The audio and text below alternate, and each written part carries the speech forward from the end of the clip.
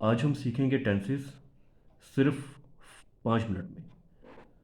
सो आप जानते हैं कि टेंसेस में प्रेजेंट सिंपल होता है, पास्ट सिंपल होता है, फ्यूचर सिंपल होता है। इसी तरह से यहाँ पर present continuous, present perfect continuous, past perfect continuous, future perfect और फ्यूचर परफेक्ट कॉन्टिन्यूस होता है। अब प्रॉब्लम ये आती है कि बच्चों को ये समझ में नहीं आता कि इतने सारे रूल्स हैं और उनको कैसे सीखा जाए।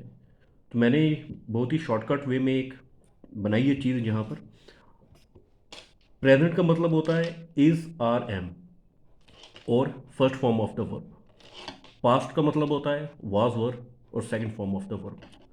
कॉन्टिन्यूस में ING form of the verb आएगा। प्रेजेंट सिंपल मतलब प्रेजेंट सैम्पल। अब प्रेजेंट सैम्पल में हम क्या मानेंगे? First form of the verb, क्योंकि हमारा प्रेजेंट सैम्पल हो गया first form of the verb. उसके बाद आता है हमारा परफेक्ट कॉन्टिन्यूस। परफेक्ट कॉन्टिन्यूस में हमारा been plus ING form of the verb use होगा। पास्ट सिंपल आ गया। पास्ट सिंपल को हम क्या मानेंगे? पास्ट सिंपल, यानी कि second form of the verb.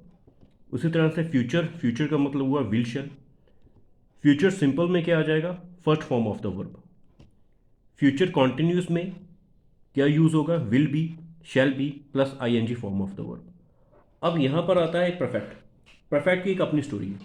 आपने मैन इन ब्लैक मूवी देखी होगी। उसमें क्या था? उसमें एक चीज़ कॉमन थी कि वो जो दो आदमी थे उन सब ने ब्लैक कोट पहना हुआ था। लेकिन यहाँ पर हैं ये तीन भाई, इनका सेम लाइफस्टाइल। और दूसरा यहाँ पर one thing is common in their name. इनका जो स्टार्टिंग लेटर है वो एच से स्टार्ट होता है। तो हम लोग इनको क्या बुलाते हैं? H3 plus third form of the verb. अब H3 plus third form of the verb ये एक इनका फॉर्मूला है।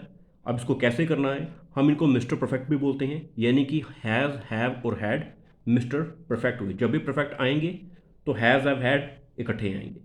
अब क्या हुआ कि इन्होंने अपना एक घर बनाया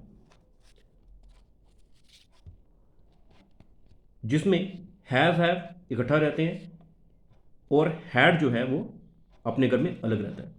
दोस्तों यहाँ पर हैज़ हैव होंगे, वहाँ पर हैड कभी नहीं जाएगा। उस पार्टी को अटेंड कभी हैड नहीं करेगा, क्योंकि मैंने बताया आपको ये तीन भाई हैं, इनमें प्यार बहुत है।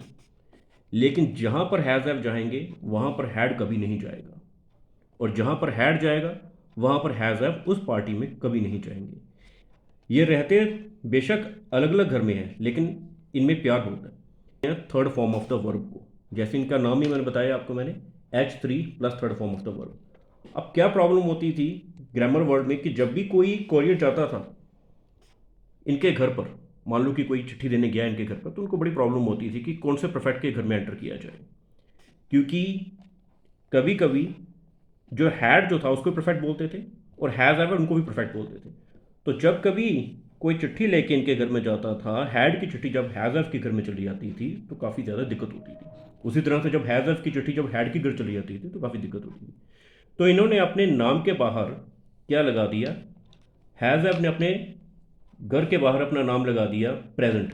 इन्होंने अपने घर का नाम रखा प्रेजेंट, और हैड ने अपने घर का नाम रख दिया पास्ट। इसीलिए प्रेजेंट परफेक्ट में सिर्फ हैज़ ऑफ यूज़ होंगे और पास्ट परफेक्ट में सिर्फ हैड यूज़ होता है। अब मज़े की बात ये आप देख रही होंगी कि ये क्या है। भाई ये बहुत बड़ा घर है, और यहाँ पर ये तीनों भाइयों में सबसे जो जिसम कहते हैं ना शाना, वो हैव है। क्योंकि हैव ने एक अपना अलग से घर बनाया हुआ है, वो रहता है फ्यूचर परफेक्ट। उसके घर का नाम है फ्यूचर परफेक्ट। यहाँ पर ना हैड है ना हैव है, ये अकेला यहाँ पर रहता है। तो यानी कि फ्यूचर परफेक्ट इसका अलग अपना घर है, जहाँ पर हैव जो है वो